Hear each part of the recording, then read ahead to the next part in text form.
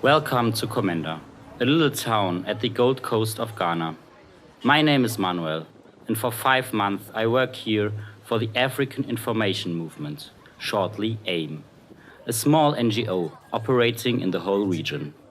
Among other things, AIM gives students the opportunity to acquire knowledge in realizing movies and journalism. But the most important part behind information stands for the training in ICT skills, which also Solomon Apia, the director of AIM, highlights. AIM is simply African Information Movement. It's a company limited by guarantee, and as we normally called, non-profits and non-governmental organization. It means that we don't rely on a government. We are not profit-making organization, and we are social work organizations. And what we do is that we work with the young people because we believe in the young people in our municipality. We believe in the young people in the town of Komenda, and that is all we've stood for the past since 2007 up to now. And we have projects that we put in place to make sure that the young people does not move from the countryside of Komenda to the bigger city or neighboring countries. One of the biggest success AIM has chalked for the past year has to do with the structure that we built. That's a community computer training center. People call it AIM Training Center. And you can see it's a very beautiful center that we built. And our core business has to do with providing IT education.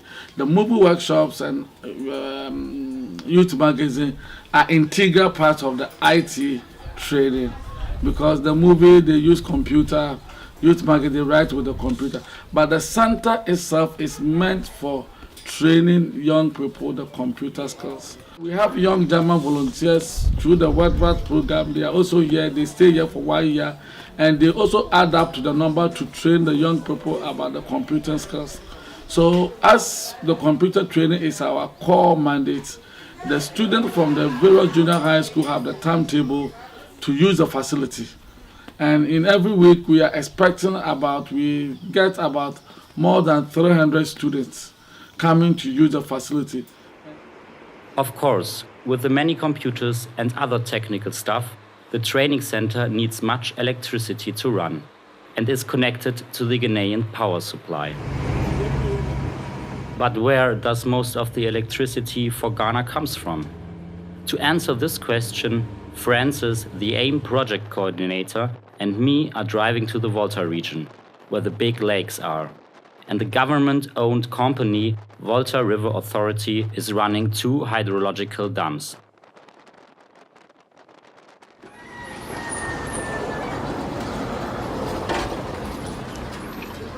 When there is water in your hands, you need to touch electricity.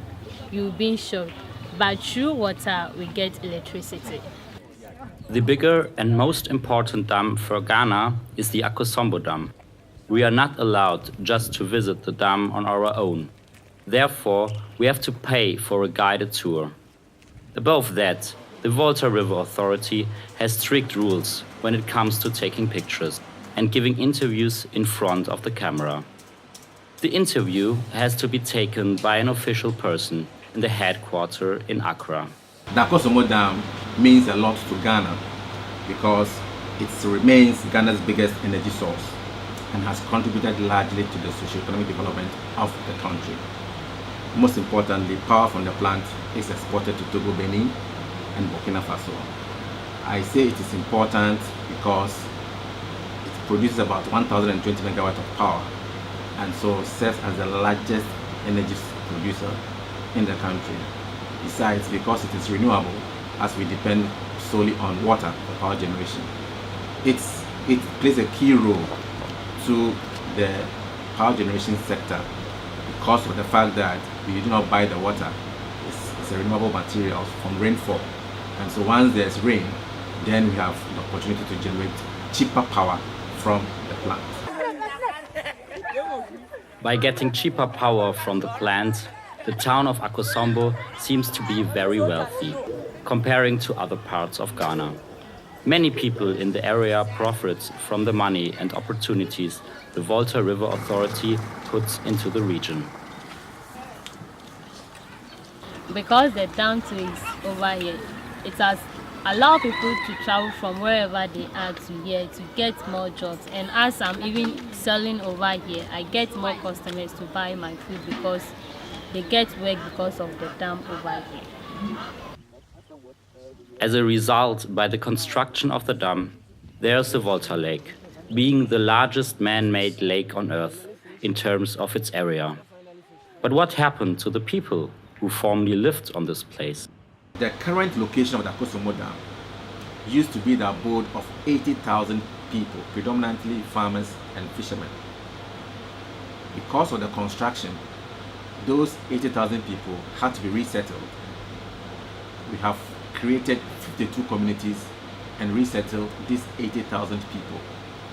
Now, in order not to leave them to their fate, VRA has created an environment such that those 52 communities have become part of the VRA family. For that matter, we try as much as possible to provide their needs. This we will do by the setting up of a fund which we call the Resettlement Fund, in which VRA contributes about $500,000 yearly, and that money is supposed to help them to develop further their communities. Of course, having moved them from the original communities and put them in an environment which they did not belong earlier, we will need to do something for them to enhance their new environment. Nowadays, there's already too less power for all Ghanaians. By that, the Volta River Authority started to invest in new opportunities getting power. Since in any period where there's no rainfall, that would seriously affect power generation, VRA has diversified its generation portfolio. We started by going into thermal generation, and so we have got the Abuazi thermal plant that will generate electricity using gas and crude oil. Not far from Komenda lies the oil city Takoradi. From its harbor, big tankers are heading to the oil fields at the front of the coastline, where the offshore platforms producing over 200,000 barrels per day. Where oil is, there's money. And of course, Takoradi benefits from the oil exploitation, which also Solomon Kusiampofo acknowledged, an employee of the organization Friends of the Nation. The benefits are manifested in the creation of jobs for some of the people in Sekondi, Takoradi, and also the Western region. As a whole, there has also been the increase in some infrastructure in terms of road and also the railway, which part of the oil money was used to support these infrastructure projects. In terms of also indirect jobs, if you look at the hospitality and tourism industry, it has experienced some boosts because of the oil and gas exploitation activities, where there has been expanded infrastructure for some of the major hospitality facilities, which invariably has also created some indirect jobs for people in Sekondi, Takoradi. But Friends of the Nation is an independent civil service organization. And by that, their aim is to work against the disadvantages the exploitation of oil brings to the region. The major impacts in terms of social has been the increase of the prices of goods and services.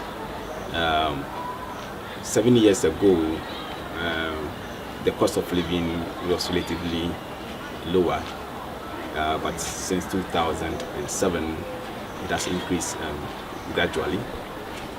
In the areas of accommodation, prices has escalated, and that's affecting a lot of people who are searching for decent accommodation to live.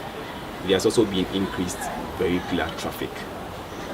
The roads in the metropolis are not big enough to accommodate the increase in vehicular traffic. So you find that for the major roads in the city, there are a lot of traffic, especially in the rush hours, early in the morning and also late in the afternoon. Friends of the Nation is located at Sekondi, a city close to Takoradi, and known as a fisherman municipality. One of their goals is to help the fishermen who are suffering from the oil exploitation.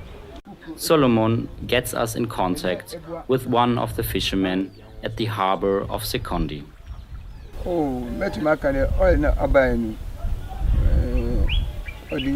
Odi so when you do so or the aba. So they didn't wa say a compute dama.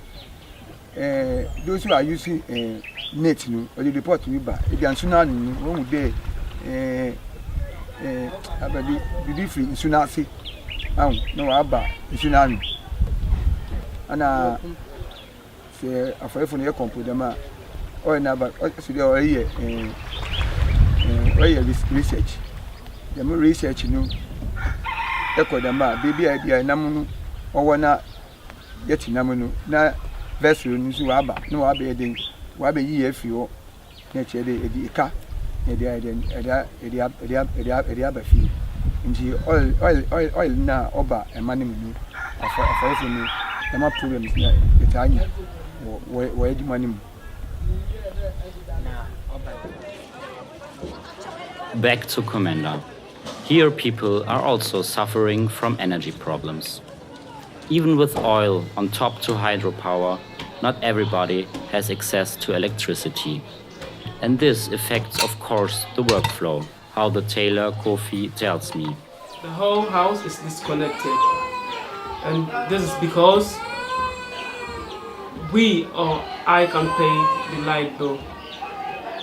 It also has to do with the huge amount of money put on light bill, so we can actually afford to pay this light bill. And yes, at this work I'm doing is affecting me a lot. I mean, for sure, in the day I could work. This is just a manual machine that needs my strength to work on it with. But then I can start work in the day, in the morning, like from 7:30, and it's so nice to work into the night.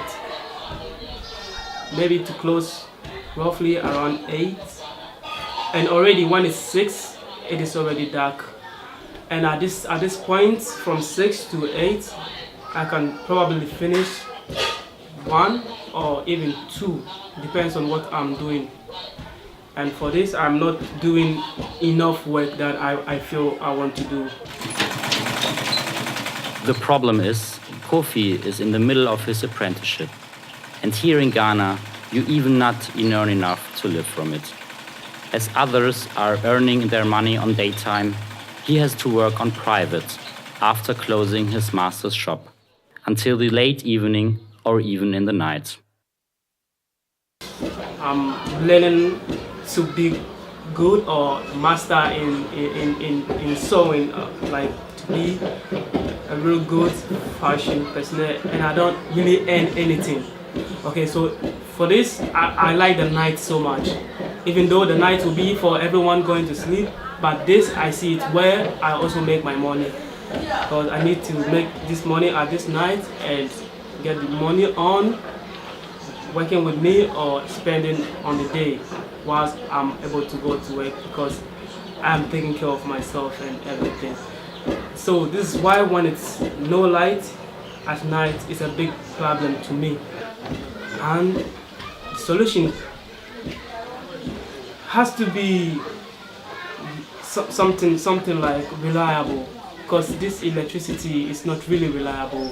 And talking of something like a solar energy, solar power that I could, every night can just provide the light, and then I'm happy, because then I'm working normal as an apprentice, and then I feel like I'm a master as well, because at this point I am doing solely something for myself. For the future, also the AIM training center needs much more electricity to run and to educate the people from Komenda in ICT. Issues were not solved on their own. And right in time, it was Engineers Without Borders who corresponded to AIM with a request for collaboration. Years ago, Andreas, his wife Caro, and I thought of something to do along our daily jobs that would make some sort of sense. With Andy's father being well connected, we came across AIM and were impressed of their engagement and plans with the training center.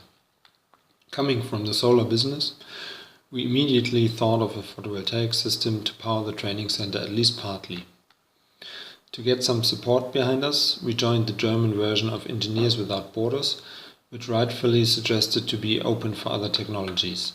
So the only strict premise for us was it had to be renewable energy. Therefore, we tried to get some background about Ghana, particularly its climate conditions. Then we theoretically compared different renewable technologies.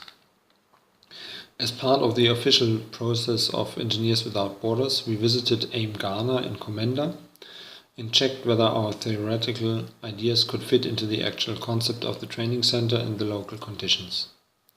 We were impressed by the vivid solar business in Ghana, and since wind, wood and water and other renewable sources are somehow scarce in Komenda, we finally decided to go along with the photovoltaic solution.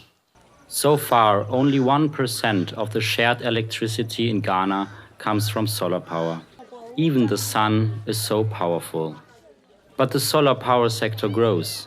And also in Komenda, there are people using solar power.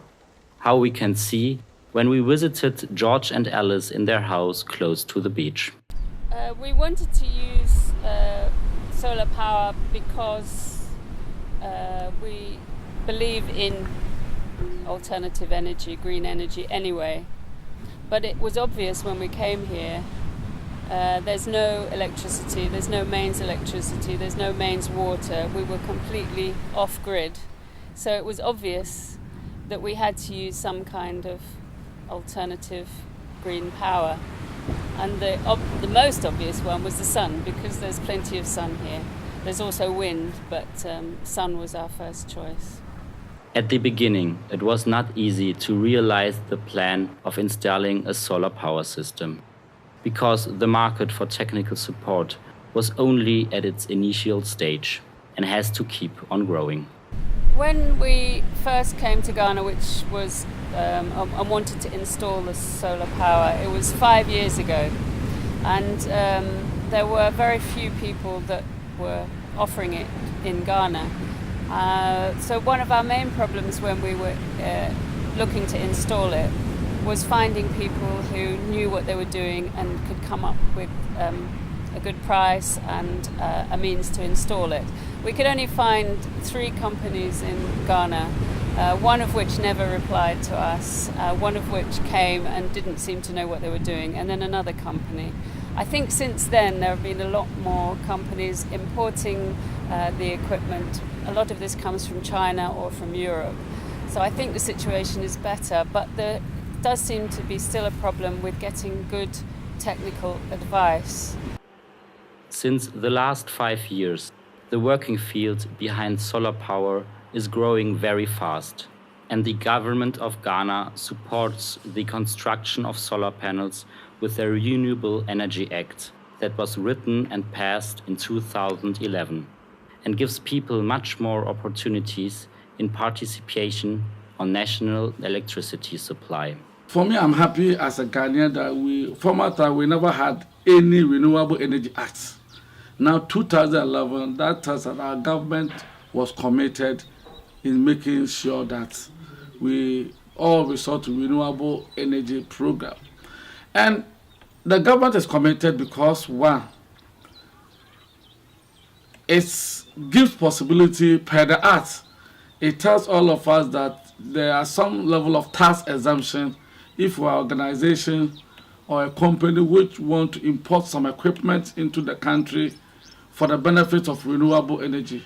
You are exempted from the VAT tax and other related tax.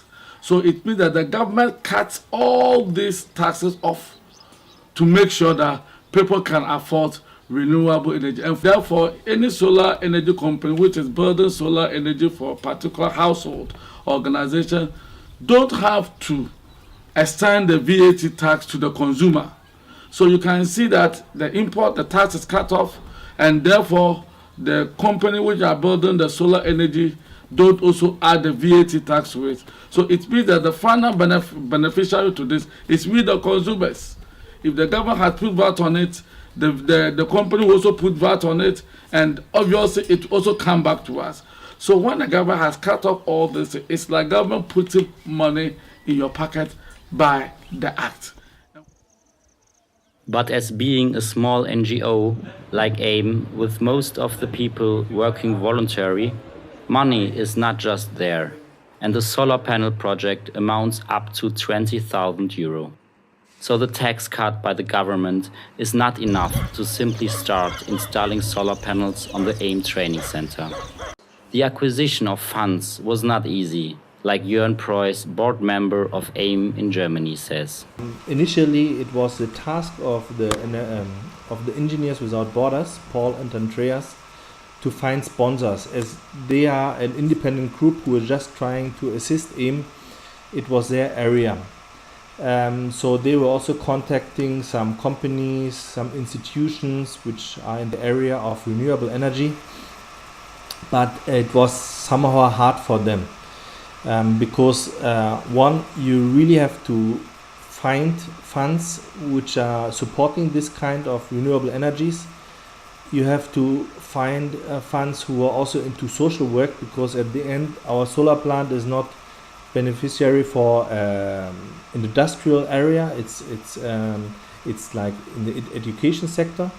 And then the third point is also in Ghana, Africa, and it's somehow far from anywhere else. So this were the three topics or three main areas the engineers needed to support companies and institutions. But at the end, we are somehow lucky, because we just tried once, wrote some proposal to Energiewerke Schönau, which is a local company here in our region of Freiburg. They are also known as Stromrebellen, very German word. So it went somehow really fast. The Energiewerke Schönau told us yes, they are willing to sponsor our solar plant in Ghana by 100%. So it was like the happiest moment in our AIM life to get funds for this project. I hoped to follow the construction process, but like many things here in Ghana, it worked out way slower than expected. By that, my voluntary engagement ends before AIM starts to build the solar plants on the rooftop of their training center. I hope for the near future that AIM and the people in Komenda will benefit a lot from power by the sun.